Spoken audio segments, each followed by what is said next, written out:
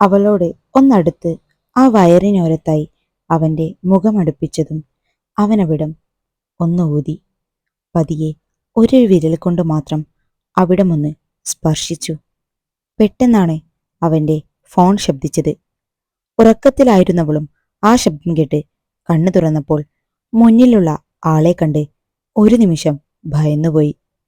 എന്തു ചെയ്യണം എന്നറിയാതെ വെപ്രാളപ്പെട്ടുകൊണ്ട് കിടക്കയിൽ നിന്നും എഴുന്നേറ്റു. അവനെയും തള്ളി മാറ്റിക്കൊണ്ട് അവൾ റൂമിന് പുറത്തേക്ക് ഓടി. അവൾക്ക് നിലവിളിക്കാൻ ശബ്ദം പോലും പുറത്തേക്ക് വരുന്നുണ്ടായിരുന്നില്ല. പേടിയോടെ ഓടിക്കിതച്ചു വന്നവൾ ഹാളിൽ നിന്നും മുകളിലേക്ക് വരികയായിരുന്ന ആയിഷയിൽ തലയിടിച്ചു. എന്റെ അല്ലോ, കണ്ണ് കണ്ടൂടെ നിനക്ക്? എന്റെ തല പോയെന്നാ തോന്നുന്നേ. നെറ്റിയിൽ തടവിക്കൊണ്ട് ദേഷ്യത്തോടെ ആയിഷ പറയുമ്പോഴും ലേയുടെ കണ്ണുകൾ മുകളിലേക്ക് തന്നെയായിരുന്നു. നീ എന്താടി ഞാൻ പറയുന്നതൊന്നും കേൾക്കുന്നില്ലേ? അവളുടെ കയ്യിൽ പിടിച്ച് ഉലച്ചുകൊണ്ട് ആയിഷ ചോദിച്ചതും ആമിനയും അങ്ങോട്ട് വന്നു. എന്താ ആയിഷ, എന്താ ഇവളുമായി ഒരു വഴക്ക്? എന്റെ ഇത്ത, ഈ പെണ്ണ് കണ്ണും കാതുമില്ലാതെ ഓടി വന്ന് ദേ എന്റെ നെറ്റിയിൽ കൊണ്ടിടിച്ചു. ചെറുതായി മുഴച്ചു വന്ന അവിടം കാണിച്ചുകൊണ്ട് ആയിഷ പറഞ്ഞതും ആമിന ലേക്ക് നേരെ ചീറി. എന്താടി നിന്റെ വായിൽ നാക്കില്ലേ? അതു പിന്നെ അവിടെ റൂമിലൊരാൾ. മുകളിലേക്ക് ചൂണ്ടി പേടിയോടെ അവൾ പറഞ്ഞു. അവിടെ ആരാ? ആമിന സംശയത്തോടെ ചോദിച്ചു. അറിയില്ല, ഞാൻ കിടക്കുകയായിരുന്നു. പെട്ടെന്ന് ഒരു ഫോൺ റിങ് ചെയ്യുന്നത് കേട്ട് ഞെട്ടി എണീറ്റപ്പോ മുന്നിൽ ഒരാൾ. ഞാൻ പേടിച്ച് അയാളെ തള്ളി മാറ്റി ഓടി വന്നതാ. അത് പറയുമ്പോൾ അവളുടെ മുഖം വിയർത്തു കുളിച്ചിരുന്നു. അങ്ങനെ ഈ വീടിനകത്ത് ഇതുവരെ ഒരു കള്ളനും കയറിയിട്ടില്ല. ചിലപ്പോ ഇവൾ തന്നെ വിളിച്ചു കയറ്റിയതാവും. ചുണ്ടുകൂട്ടി ആയിഷ പറഞ്ഞതും ലിയക്ക് നേരത്തെയുള്ളതിനേക്കാൾ പേടി വന്നു. താൻ ഒരു മോശക്കാരിയാണെന്ന് ഇവർ വരുത്തി തീർക്കും എന്നവൾ ഓർത്തു. പെട്ടെന്നാണ് അവളെ ഞെട്ടിച്ചുകൊണ്ട് നേരത്തെ താൻ റൂമിൽ കണ്ട അയാൾ താഴേക്കിറങ്ങി വരുന്നത് കണ്ടത്. അവനെ കണ്ടതും അവൾ പേടിയോടെ ആമിനയുടെ പിറകിലേക്ക് നീങ്ങി. ഇയാളാ ഇയാളാ എന്റെ റൂമിലുണ്ടായിരുന്നത്.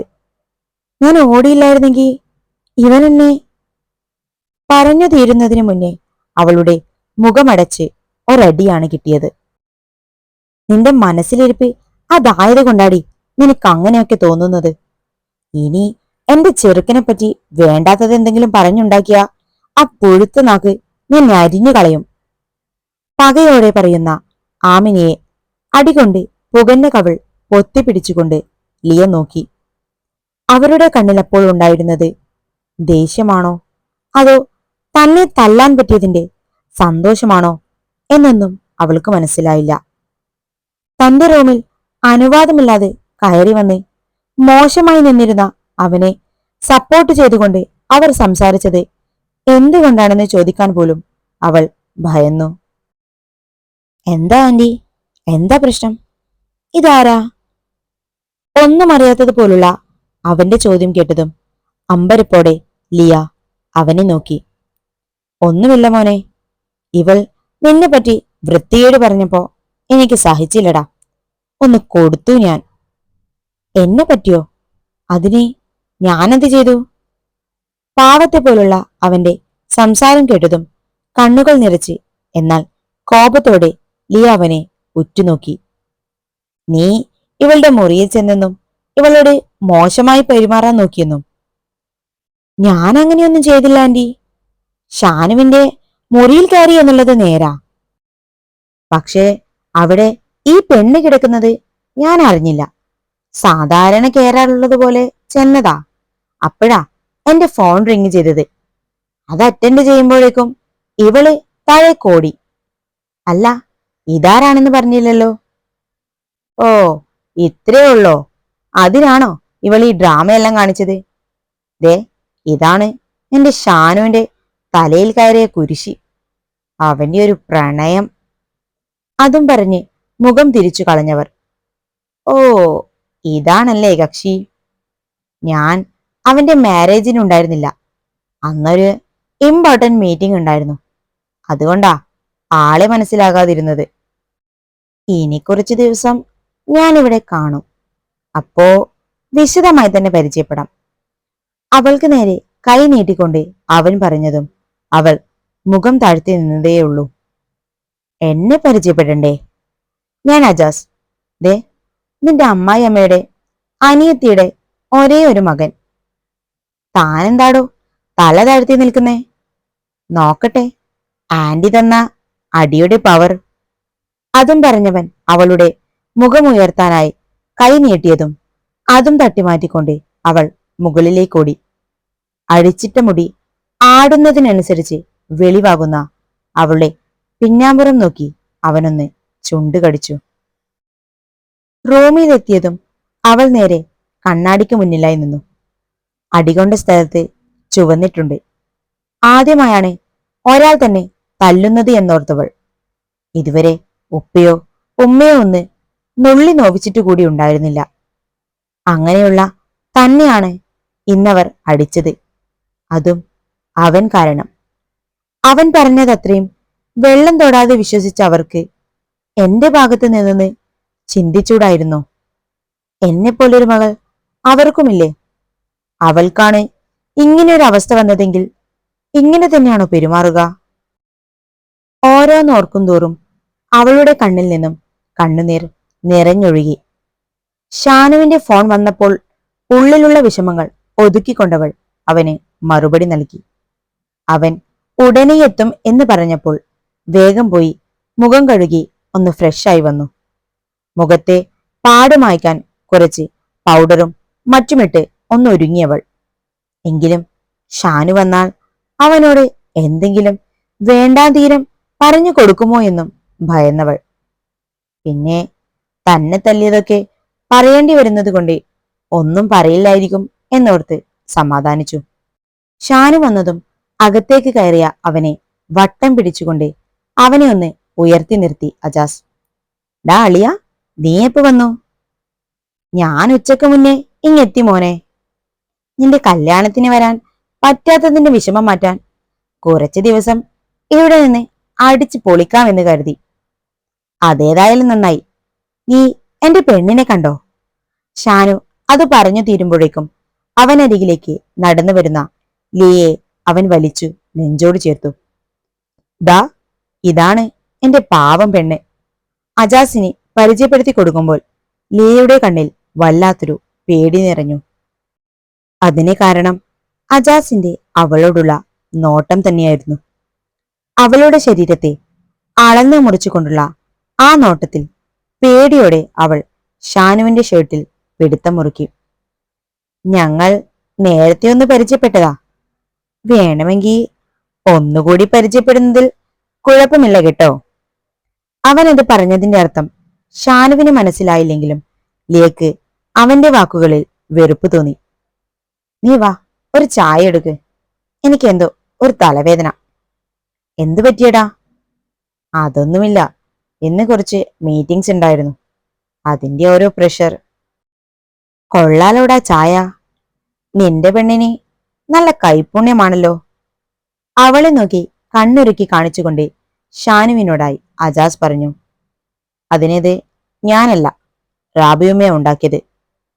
അവനോടുള്ള അമർഷം വാക്കുകളിൽ ചേർത്ത് അവൾ പറഞ്ഞു.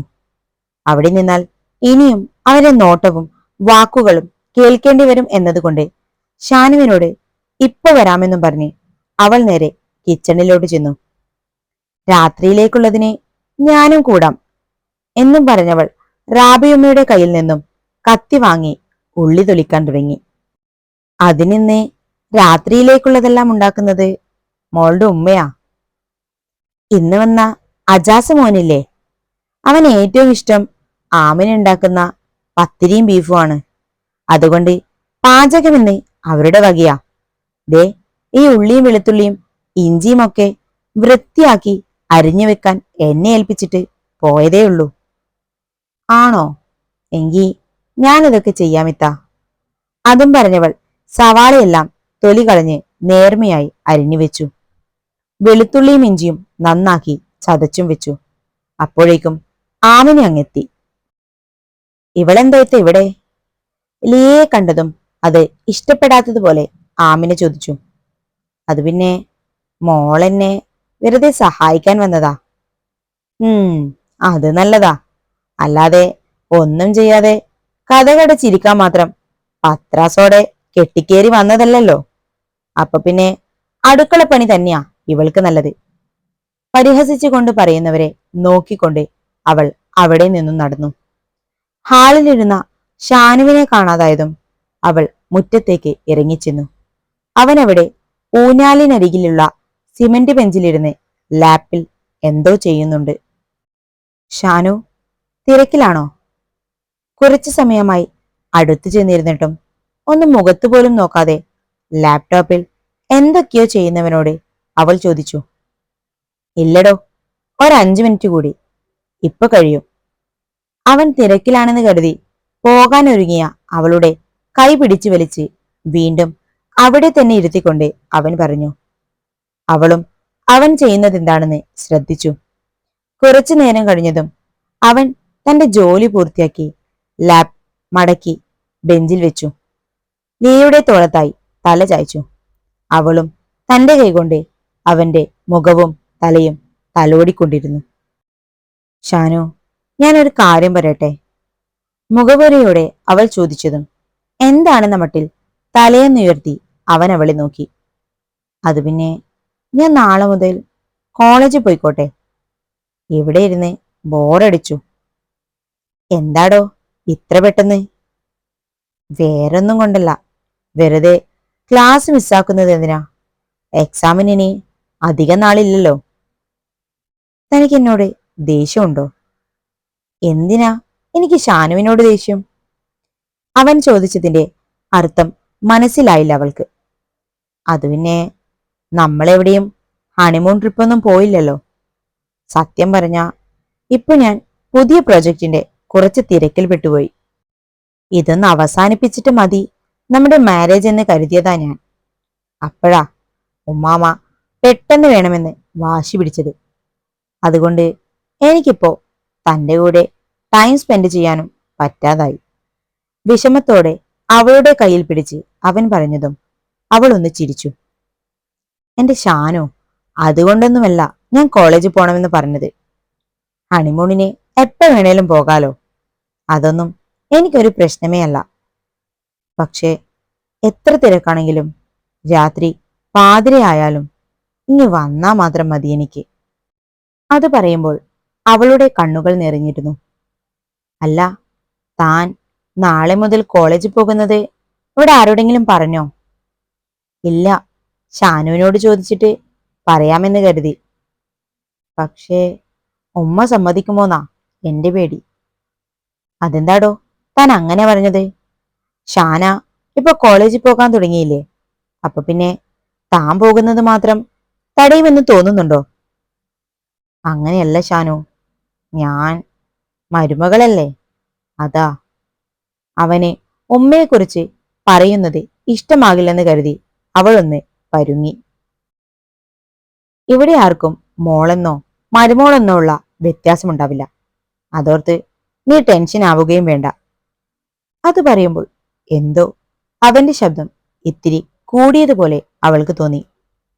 എന്താണ് കപ്പിൾസ് രണ്ടും ഒരു ശൃംഗാരം? അങ്ങോട്ട് വന്ന അജാസ് ഷാനുവിന്റെ പിറകിലൂടെ തോളിൽ പിടിച്ചുകൊണ്ട് ചോദിച്ചു.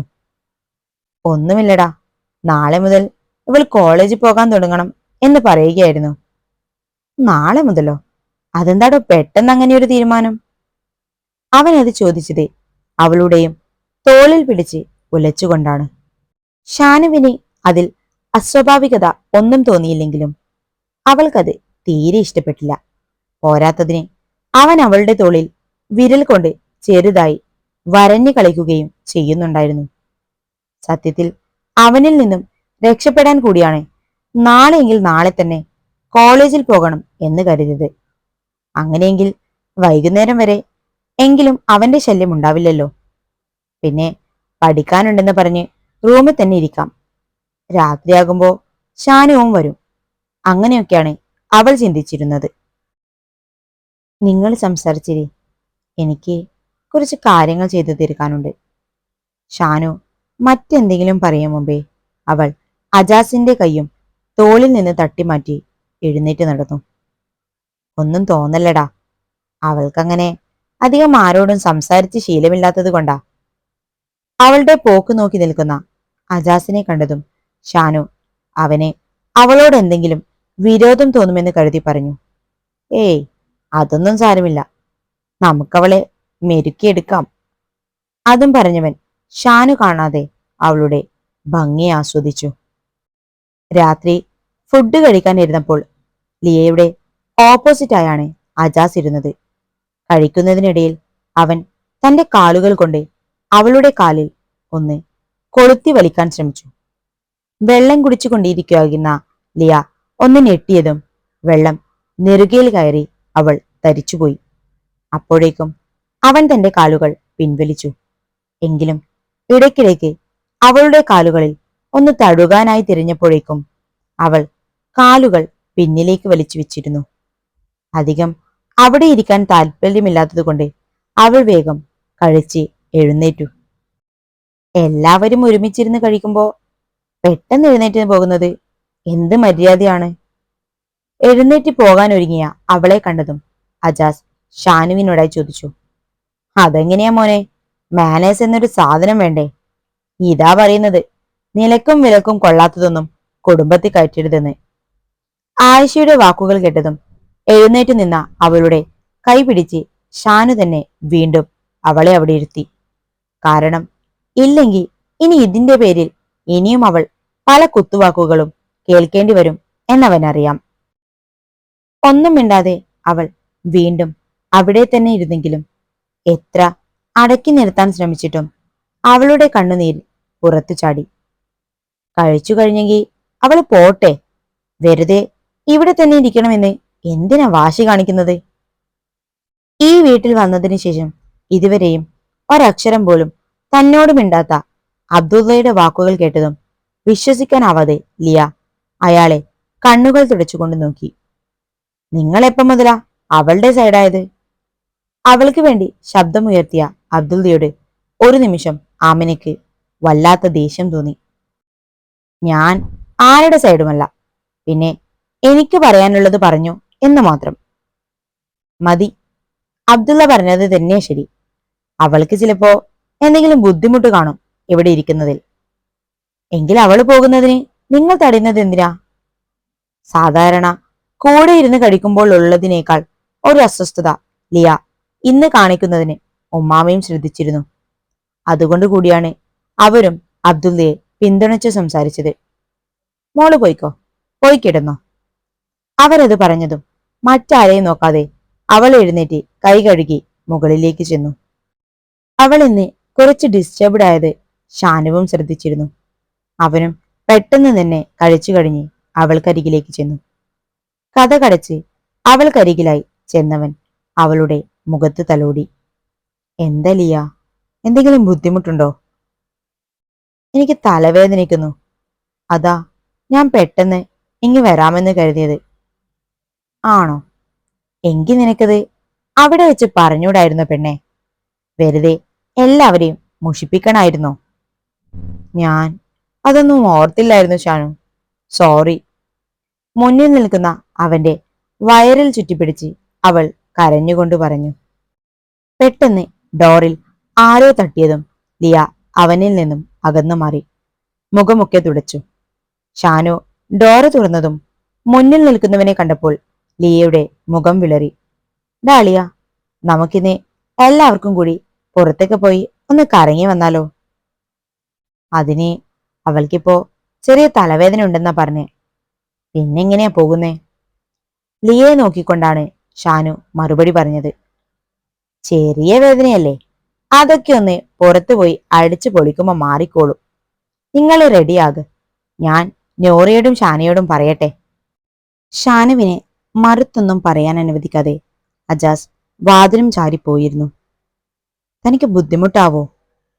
അവൻ എങ്ങനെയാടോ വന്നാ എവിടെയും അടങ്ങിയിരിക്കില്ല, ഇങ്ങനെ കറങ്ങി നടക്കണം. എങ്കിലും ആള് പാവാ, തന്നെ അവനെ നല്ലോണം ഇഷ്ടപ്പെട്ടു എന്നാ തോന്നുന്നേ.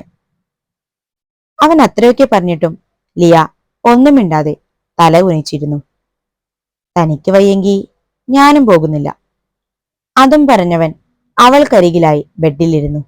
എന്നിട്ട് തലയ്ക്ക് പിന്നിൽ രണ്ടു കൈയും കൂട്ടിപ്പിടിച്ച് പിന്നോട്ട് ചാഞ്ഞുകിടന്നു. അത് വേണ്ട, നമുക്ക് പോകാം. അജാസിന്റെ കൂടെ പോകാൻ ഒട്ടും താല്പര്യമില്ല.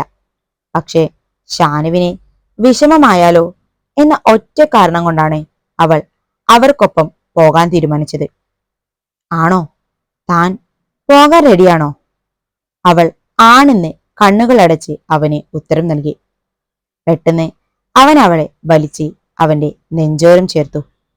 ശരിക്കും താൻ ഓക്കെ ആണോ? വെറുതെ എനിക്ക് വേണ്ടി മാത്രം വരണമെന്നില്ല. എനിക്കൊരു കുഴപ്പമില്ല. അവൾ അവന്റെ നെഞ്ചിൽ ഒന്നുകൂടി ചേർന്നമർന്നു. അവനാവട്ടെ അവളുടെ നെറ്റിയിൽ ഒരു ചുടുചുംബനവും നൽകി.